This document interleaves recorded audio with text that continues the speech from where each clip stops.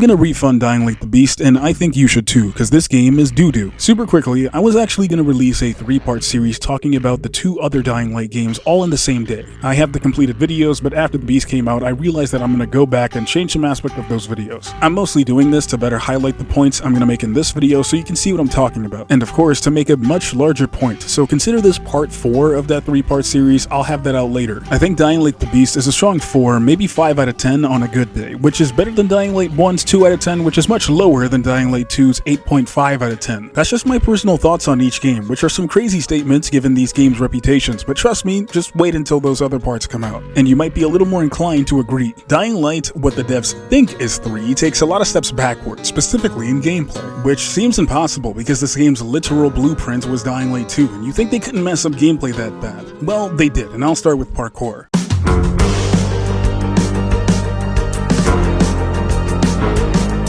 Parkour has been seriously neutered in this game. You can't go as far or as high as before. Your control has been stripped from you and freedom of choice has also been removed. I'll start with something small like sliding. In Dying Light 2, from a standing point, Aiden was able to slide in any direction, and Dying Light the Beast does the same. The problem is mostly 2 things, distance and control. Aiden in Dying Light 2 had a much longer slide on top of a wider control. I mean, he could literally slide around in a complete circle. The same cannot be said about Kyle here. He doesn't have nearly the same distance or boast the same level of control, which you might be wondering, why is that a bad thing? Well, aside from the obvious, it's simple, because Dying Light 2 had the best parkour I've seen in just about any video game. Dying Light 2's parkour was so essential to gameplay, so much so it involved itself in just about everything. But most importantly, it was easy to pick up and hard to master. There's a number of hidden movement mechanics, techniques, and of course bugs that you can take control of that allows you to blow through your environment with unparalleled grace and ease. Dying Light the Beast removed or depowered all of them. I will concede that some of it is fair, like slide jumping distance. In Dying Light 2, bunny hopping or slide jumping meant volatiles could basically never catch up to you in a foot race as long as you had stamina. You know, until Techland fixed that little problem. What I'm really mad about is the removed distance from far jumping and double jumping compared to Dying Light 2. Jumps that Aiden can easily clear, Kyle is forced to play catch up while climbing.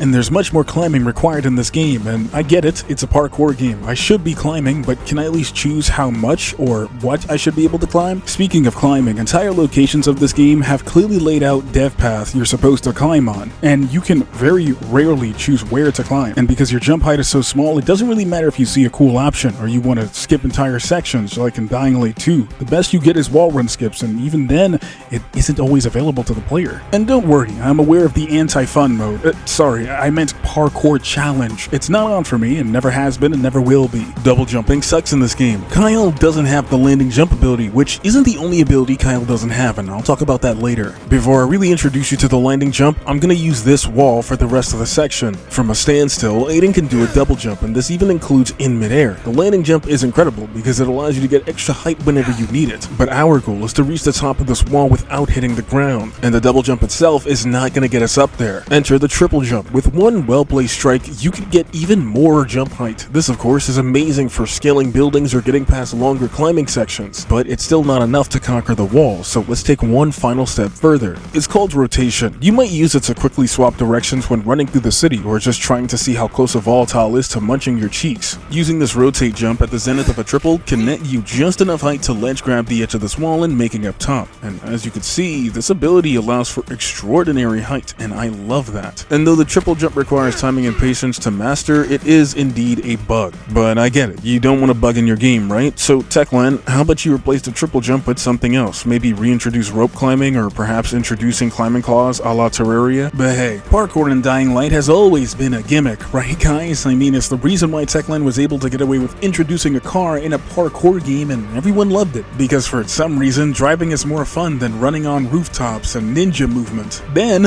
they got away with it again by making it so that most of Dying Light the Beast is just forests and flat land, so that driving soon replaces parkour as a main form of transportation. Couldn't be me though, I was swinging around like Spider-Man the whole time. Don't worry, I'll teach you how. Hell, you might even already know. I like to call it the vertical swing kick, or the VSK for short. Basically, it's when you swing kick and jump at the same time. Dying Light 2 overlapped these inputs. To do this in Dying Light 2, simply press, not hold LT to whip it out. Then, follow that up with RT to kick while also holding the jump button. That's a total of 3 inputs, of which you let go of the first one almost immediately afterwards, so it's really just 2. Now, I want you to watch this clip. Right there. Did you catch that? I have the grapple hook equipped. So what's the issue here, Wendy? I mean, you did just do the VSK and the Beast, right? Well, there's this feature in both games called Expert Grapple Hook Controls, which allows for the use of a grapple hook without having it equipped. This is a great setting for the purposes of not only movement or combat, but for generally being a helpful tool where you don't need to always open up your gear wheel to select something. With this setting on, all you have to do is press LT, then RB, and then hold both down. Now you have to quickly let go of both, then kick and hold jump. Because you have to hold the grapple hook, it ends up having the strict timing and it's just really annoying. This isn't a really big point, I just thought it was important to mention. Listen, most games that introduce a DLC add or improve upon a major system in some form. Sometimes it's a new game mechanic for the DLC, or it introduces you to one you didn't know existed. Dying Light the Beast has obviously failed me in this, so let's see if combat fares any better.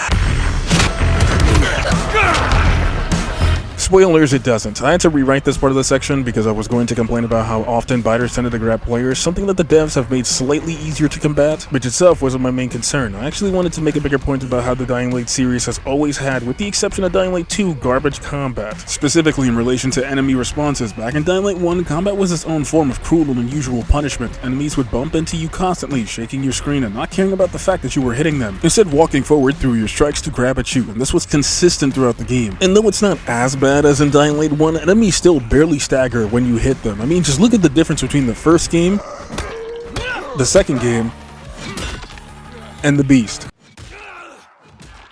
It speaks for itself. Melee combat has never been my favorite combat though. The title goes to Parkour combat. Where melee combat had power, Parkour combat had utilization. I mean, why rely on chance-based critical stuns when you could use a powerful vault kick that works 100% of the time? This was one small aspect as to why I liked it, the bigger one being combo chains, which I won't fully explain here, just wait for the other parts. So, what do you think I'm gonna say about it in the Beast? The long and short of it is, you've lost a ton of abilities. Stab follow-up, serial shot, power shot, smash jump, landing jump, block projectiles, deflecting projectiles, block charge. This extends to parkour combat abilities. The roundhouse can no longer be charged into a vault kick. The air kick is sometimes bugged if you get the drop kick. It says it requires you to press A twice in midair to do a drop kick, but I never do this and I just end up using a drop kick anyway. So to do an air kick, I need to press and hold A while on the ground, then jump and wait for Kyle to kick. This is seriously how I need to perform an attack you can no longer combo off, so thanks Techland. Since you can't smash jump, it might as well be a combo killer. Head jumping has no kind of height, unlike in Dying Light 2, where Aiden could bully every enemy. Kyle is forced to do a head jump followed by an air kick that has a 50% chance of activating. I would talk more about the combat, but there's just nothing else to say, it's just really bad. This is a $60 game with the most copy-paste content I've ever seen. Electrical substations have been dumbed down to clear and open, convoys and dark zones are copy-pasted from 2, safe zones are legally distinct now, SMGs are still completely useless, tool advancement has been improved, no more 9 levels to max out weaponry, you can level up a weapon to keep it relevant throughout the game, so that's pretty cool. And the bosses, oh, the bosses. The first boss is a demolisher with a sword, the second boss is a demolisher that jumps, the third boss is a banshee from Dying Light 2's prologue, the fourth boss is just a demolisher, the fifth boss is a revenant but worse somehow. The sixth boss is another banshee, except she farts and tries to make it hard to see her, but I have a grapple hook trained on her at all times, so it didn't really matter. The seventh boss is a volatile tyrant but is also invisible. The eighth boss is a big demolisher. The ninth boss is a demolisher. Then the game sends 2 more of the exact same boss at you. During a cutscene near the end of the game, you see 2 more demolishers you don't fight. Then you get in an arena where you fight 1 demolisher again, which is the same thing as the last 3. Then I thought to myself, you know, honestly, I hope this game makes me fight 3 demolishers at once. And you know what? My prayers were answered. Yes, oh boy, go way to the hits. Just keep coming, bro. Demolishers. Demolish me, please. God, I love recycled content. I am, to this day, still waiting for a Dying Light game where Kyle Crane is the main character and volatiles aren't jokes from the moment you open the game up. Fury mode rips them apart, and even if you don't have it, they give you way too many parkour abilities off rip to easily juke these guys. Alright, this section is really important to me. All Dying Light games have good music. I just so happen to think that Olivier, who's quickly become one of my favorite composers, makes the better music in the series. Now, with that being said, the music design in both The Beast and Dying Light 1 does not hold a candle to the music design in Dying Light 2. The Beast decided to go back to nostalgia instead of improvement. In 1 and The Beast, you have these short ambient music tracks that barely last 15 seconds.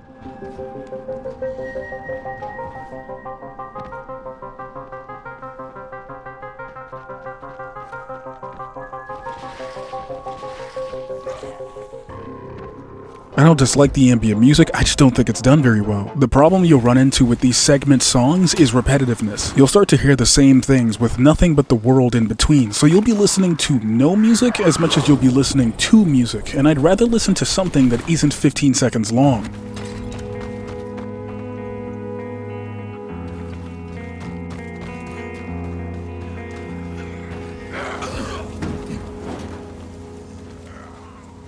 One thing that makes Parkour so good in 2 is the interactive music. While you make a jump, for example, the music goes into this high pass type filter, like the game is actively asking, can you make that jump?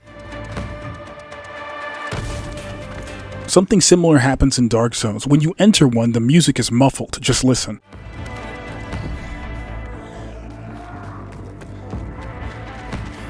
The interactive music ends up creating this amazing feeling like you're really parkouring through the cities. It's immersive, and the feeling is completely missing in the Beast and the first game, which is a shame because I think that the Beast's music is phenomenal by itself, but its music design leaves a lot to be desired. Look, Dying Light the Beast isn't Dying Light 3, not even close. It chooses to follow nostalgia rather than to make any meaningful differences. Not only has combat and movement been depowered in order to feel familiar and gimmicky, but it's lazy, often lifting content from its predecessors directly and very rarely improving upon it. Tools might not be as much as a chore to level up anymore, but at the same time the game just isn't as scary as in 2. It feels like a return to the hand-holding of 1, but instead of quartermasters with infinite material, UV flashlights and traps being introduced in the game prologues to make volatiles not scary, this time around it's Fury mode and powerful movement options that in the hands of someone slightly decent makes volatiles easy to dispatch or avoid. I cannot wait to see how this game updates and improves in the future. Trust me, I intend to prove my claims about the Dying Light game's qualities in depth and in due time, but for now I hope you enjoyed.